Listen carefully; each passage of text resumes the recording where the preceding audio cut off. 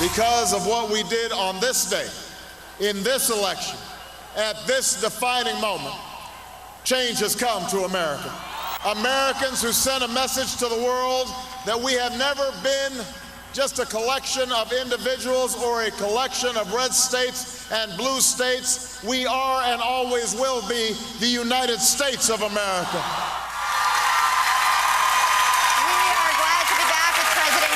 Obama. Now, let's take care of some business. Elisabeth, can I just point out, I don't have as much gray hair in that. I noticed. I wasn't going to bring it up. The presidency ages everyone. I know. Well, everyone. The stress of the job, I think, would maybe do that as well.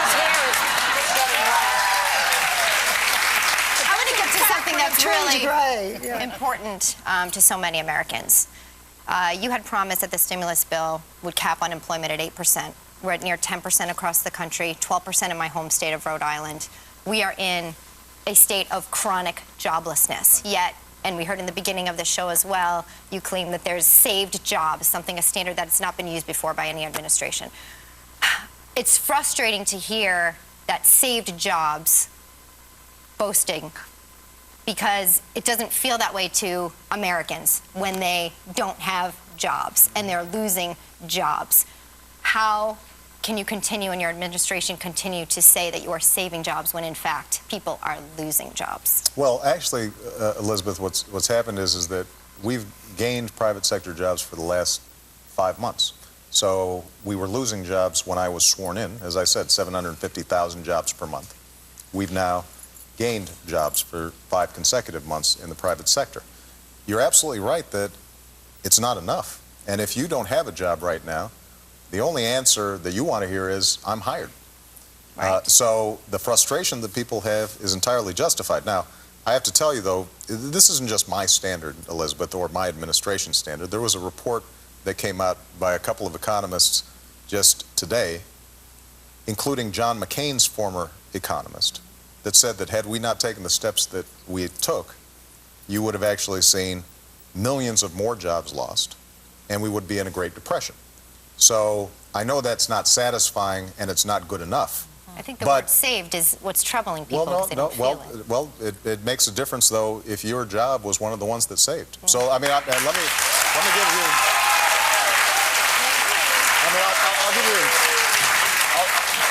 I'll just give you a very specific example. The states got hammered as a consequence of this financial crisis. They did. And if we had not provided immediate assistance to the states, they would have had to lay off teachers, police officers, firefighters.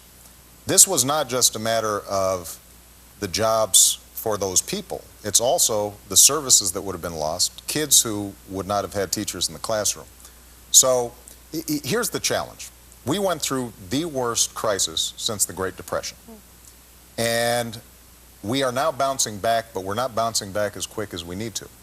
There are specific steps that we can take that will make a difference. So, for example, we've got a bill right now for small businesses. I just met with some small business folks over in Edison, New Jersey, right before I came here. They want to grow. They want to expand. Some of them are having trouble getting credit. Some of them want to buy new equipment but are wondering, can they get tax breaks that would help save them money. And this bill would address that. It has gotten tangled up in politics, and my hope is that we get it through. But my expectation is that we are going to keep on pushing and pushing, and the economy is going to slowly get better. And people were traumatized. So consumers now, they kind of pulled back a little bit. Businesses who actually are profitable again and have a lot of cash are hesitating in terms of investment. And slowly, as people get more confident that this recovery is stable and here to stay, then I think we're going to do better. And I just want to give you one example of an industry where we are immediately seeing progress, and that's the auto industry, because I think it tells a good story about what we've gone through. You remember when we decided to go and restructure the auto industry, there were a lot of complaints out there. Why are we bailing out the car company? Now, we'd been bailing them out for years before that, just asking nothing in return. We finally said, you restructure. As a consequence, GM and Chrysler did not go through liquidation. You now have all those U.S. auto companies showing a profit. They've rehired 55,000 workers. we are going to get all of the money back that we invested in those car companies. And the best thing is we're now creating an entirely new clean energy, clean car technology around advanced batteries and whatnot that will make us a world leader. Now, that progress is significant, but we've still got a long way to go before we're all the way back. And you know, the one thing I want to just tell everybody here in this audience, don't bet against American workers. Don't bet against American ingenuity.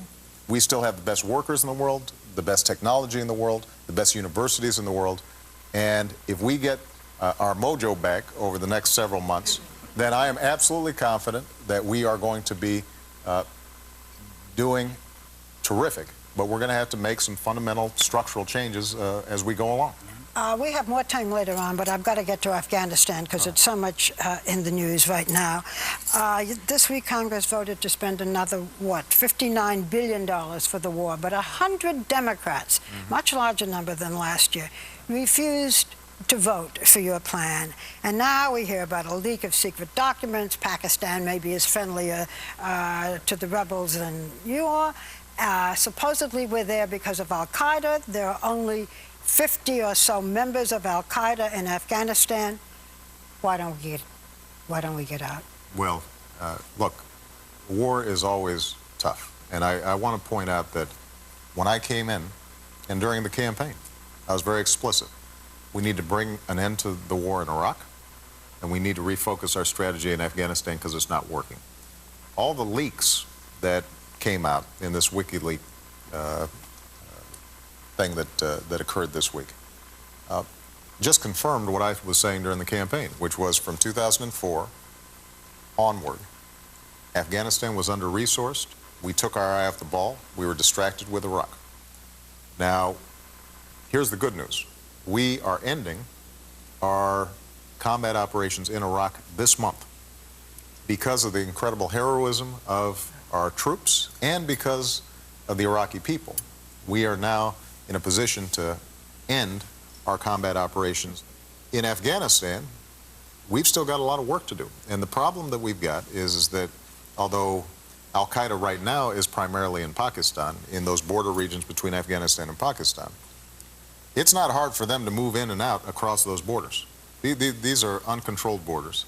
And the folks who perpetrated 9/11 and their allies are still congregated there. That is still the epicenter of terrorism targeting the United States. And what we need is to have a stable Afghanistan and a Pakistan that is not a sanctuary for terrorism. Now, what I've said is we're going to get an opportunity. We're going to give an opportunity to the Afghan government to build up its security forces after 30 years of war. We're going to help them with some development. We're going to allow them to stabilize. In the July of 2011, next year, we're going to start thinning out our troops. But it is important for us to understand that we've got real security interests there, because if you've just got chaos, what some people call chaos-stan in this region, where there's no functioning government and warlords and terrorist affiliates are able to operate, that is going to be that much tougher for us to make sure that they are not attacking us. So I'm not interested in open-ended commitment. The sacrifices that our military have been making have been extraordinary. And I said when I announced our new strategy that at a certain point we've got to focus on building do some nation building here in the United States and not overseas. That's got to be a priority, but we've got to finish the job that we started, and it's not yet done. July 2011, draw down. Mr. President, We're going to start drawing down.